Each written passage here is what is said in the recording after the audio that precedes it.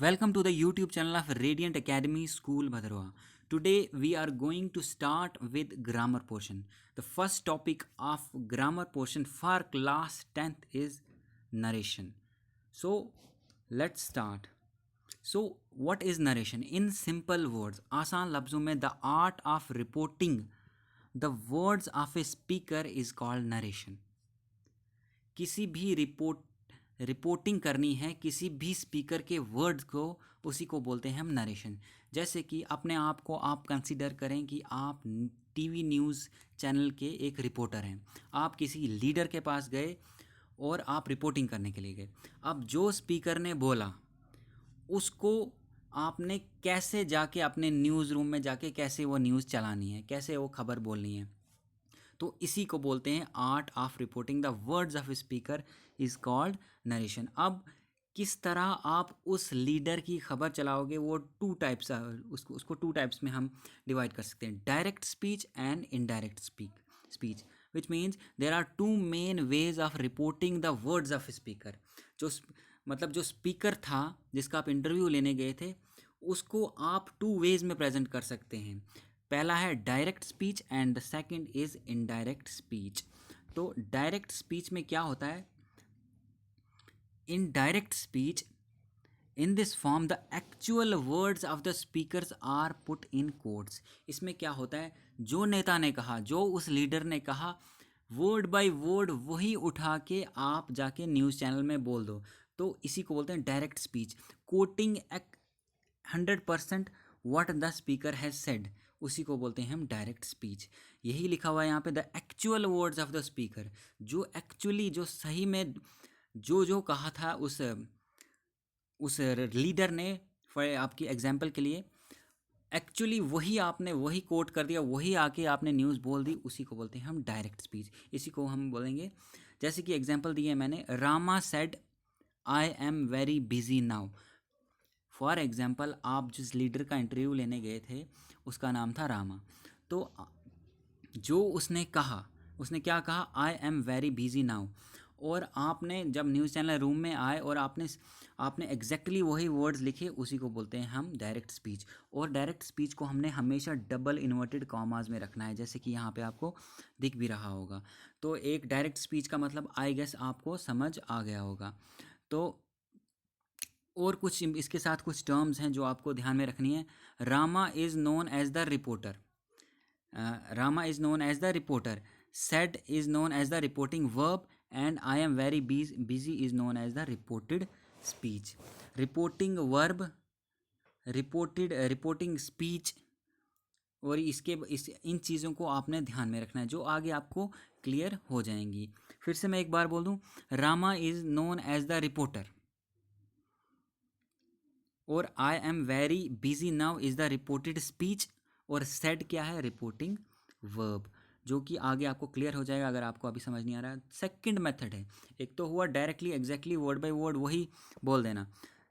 Second way of reporting a speech is indirect speech. इसमें क्या होता है, in this form the actual words of the speaker are transformed and said are written in a simple manner. उसको थोड़ा change करके simple words में कहा जाता है।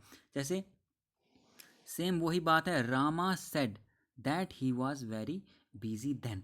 अब यही आपने सीखना है, बहुत सारे रूल्स हैं डायरेक्ट स्पीच और डायरेक्ट स्पीच को इनडायरेक्ट स्पीच में कन्वर्ट करने के लिए। बहुत सारे रूल्स हैं जो कि वन बाय वन हम पढ़ेंगे। अभी आपको समझ आ गया होगा डायरेक्ट स्पीच क्या हुआ है और इनडायरेक्ट स्पीच क्या हुआ। तो फर्दर हम आगे चलते हैं, जो कि आपके सारे कंसेप्ट क्लियर हो जाएंगे। अब कुछ पॉइंट्स हैं जो कि आपको ध्यान में रखने हैं। Main points of indirect speech क्या हैं? In indirect speech comma will be replaced with two, if, that, etcetera. मतलब जब भी आप डायरेक्ट स्पीच को इनडायरेक्ट स्पीच में कन्वर्ट करें, क्या चेंज आती है, पहले की कॉमा जो है वहाँ से हट जाता है, उसकी जगह टू, इफ़, दैट, एक्सेट्रा लगेगा। सेकंड, द रिपोर्टेड स्पीच जो आपको मैंने पीछे बताया, will not be covered in inverted commas और कोटेशन मार्क्स। जो डबल इन्वर्टेड कॉमास थे वो हट जाएंगे इनडायरेक्ट स्पीच में। दूसरा important point. Third, reporting verb example said will be replaced with told, commanded, ordered, advised, replied, admitted, inquired, or insisted etcetera. ये सब हम पढ़ेंगे कि रिपोर्टिंग वर्ब कैसे चेंज होता है। It depends upon the context, पीछे क्या हालात थे, क्या क्या कंटेक्स्ट था, उसी के हिसाब से चेंज होगा। वो आगे रूल्स में आपको क्लियर हो जाएगा। रिपोर्टिंग वर्ब को टोल्ड में कब चेंज करना है, मतलब रिपोर्टिंग वर्ब जो सेड नॉर्मली होता है उसको टोल्ड में कब चेंज करना है, कमांड, ऑर्डर्ड, वो सब आगे आपको क्लियर हो जाएगा जब इसका हम सेकंड पार्ट या इसी पार्ट में भी क्लियर हो जाए। Next important point, first person pronoun is converted into third person pronoun. ये वाला फर्स्ट पर्सन प्रोनाउन जो होंगे वो थर्ड पर्सन प्रोनाउन में कन्वर्ट हो जाएंगे। अब ये फर्स्ट पर्सन क्या हुआ और थर्ड पर्सन क्या हुआ वो आगे आपको वीडियो में पता लग जाएगा जब हम इसको चेंज करेंगे। फर्दर हम आगे मूव करते हैं। Pronouns are changed according to rules designated as son. इस SON को आप ध्यान में रखें। SON क्या हुआ? S stands for subject, O stands for object and N stands for no change। एक सेंटेंस में सब्जेक्ट क्या हुआ और ऑब्जेक्ट क्या हुआ ये आपको पहले ही पता होगा होता क्या है ये। इसमें क्या है, first person pronoun like I. अभी जो मैं बात कर रहा था कि फर्स्ट पर्सन प्रोनाउन क्या हुआ, आई। फर्स्ट पर्सन प्रोनाउन, ये भी आपका कंसेप्ट क्लियर हो गया कि फर्स्ट पर्सन प्रोनाउन में कौन कौन आते हैं। I, my, mine, myself, we, our, us, ourselves. Changes according to subject of the reporting verb. First person pronoun like these changes according to the subject of the reporting verb. ये rules अभी मैं आपको mention कर रहा हूँ ताकि आपको आसानी हो। आगे जब हम एग्जाम्पल्स करेंगे तो आपको क्लियर हो जाएगा, कुछ भी छूटेगा नहीं। Second person pronouns like you, your, yours. अब सेकंड पर्सन प्रोनाउंस में क्या क्या आते हैं वो भी आपको पता लग गया। जो सेकंड पर्सन प्रोनाउन जो होता है changes according to the object, ये आगे आपको पता लग जाएगा। अब सबको पता ही होगा कि एक सेंटेंस में सब्जेक्ट एंड ऑब्जेक्ट होना ही चाहिए, तो सब्जेक्ट एंड ऑब्जेक्ट आपको पता लग जाएगा आगे क्या होता है। There is no change if it is a third person. अगर थर्ड पर्सन है तो उसमें कोई चेंज नहीं आएगी। यही है SON का meaning. S stands for subject, O stands for object and N stands for no change third person में। तो आगे मूव करते हैं हम। एक और इम्पॉर्टेंट रूल है कि objects of nearness changes into the objects of furtherness. जैसे कि अगर डायरेक्ट स्पीच में अगर नाउ लिखा होगा तो वो it changes into then, this changes into that, the today changes into that day, tonight changes into that night, yesterday changes into the previous day. आप ये सारे आप वीडियो को पॉज करें और you can take the screenshot आप ले सकते हैं, ये काम आएगा आपको। Tomorrow is changes into the next day, ऐसे ही ago changes into before, hence changes into thence, come changes into go. या these are some objects of nearness changes into objects of furtherness. Okay, further अब हम जाते हैं पहला rule पे, जो कि हम फर्स्ट ही रूल डिस्कस करेंगे और सेकंड रूल का आपको मैं ग्लिम्स दे दूंगा। जो ये जो टॉपिक है नरेशन का, it's too lengthy, it should be covered in I think almost 3 videos में कवर्ड होगा। तो पहला रूल क्या है, इंपॉर्टेंट रूल, जो अब हम टॉपिक पे आते हैं। पहला रूल क्या है, रूल्स ऑफ चेंजिंग वर्ब और टेंस। पहला रूल क्या है, डायरेक्ट स्पीच को इनडायरेक्ट स्पीच में कन्वर्ट करने के लिए, if the reporting verb is given in present or future tense, there will be no change in the verb or tense of the reported speech। मतलब क्या है, अगर जो रिपोर्टिंग वर्ब है, अगर जो रिपोर्टिंग वर्ब है, if reporting verb is given in present tense, reporting verb जो है अगर प्रेजेंट टेंस में है या फ्यूचर टेंस में है तो रिपोर्टेड स्पीच में कोई चेंज नहीं आएगी। सिंपल, इसको मैं बिल्कुल और सिंपल कर देता हूँ आपके लिए। आपको ये एग्जांपल यहाँ पे दिख रही होगी। ओके, इस एग्जांपल पे आप ध्यान रखें, द टीचर सेज। यहाँ पे ये कौन सा टेंस है, द टीचर सेज, सिर्फ इतना सही। ये आपको दिख रहा है कि यहाँ पे सब्जेक्ट प्लस वर्ब की फर्स्ट फॉर्म है सेज। अगर सेड होता तो ये पास्ट में होता, तो सेज है तो सब्जेक्ट प्लस वर्ब की फर्स्ट फॉर्म, इसका मतलब है ये प्रेजेंट सिंपल टेंस है। तो हमारा पहला रूल क्या कहता है, अगर इफ़ द रिपोर्टिंग वर्ब, ये जो है ना द टीचर सेज, ये है रिपोर्टिंग वर्ब। इसको मैं आपको, ये क्लियर हो रहा है आपको ये टर्म्स भी, आप इसको बोलते हैं द टीचर सेज, जो है ये आ गया रिपोर्टिंग वर्ब है ये। ओके, और जो if the reporting verb is in present और future tense, the tense then there will be no change in the verb of the reported speech। जो ये आगे लिखा हुआ है ना, द टीचर सेज के बाद Gayatri performs on the stage, ये आ गई रिपोर्टेड स्पीच, इसको बोलते हैं रिपोर्टेड स्पीच। आपको कंसेप्ट क्लियर हो गया? जो इन्वर्टेड कामास में बंद है, Gayatri performs on the stage, ये आ गया रिपोर्टेड स्पीच। अब दो टर्म्स आपको क्लियर हो गई, रिपोर्टिंग वर्ब क्या हुआ और रिपोर्टिंग स्पीच क्या हुई।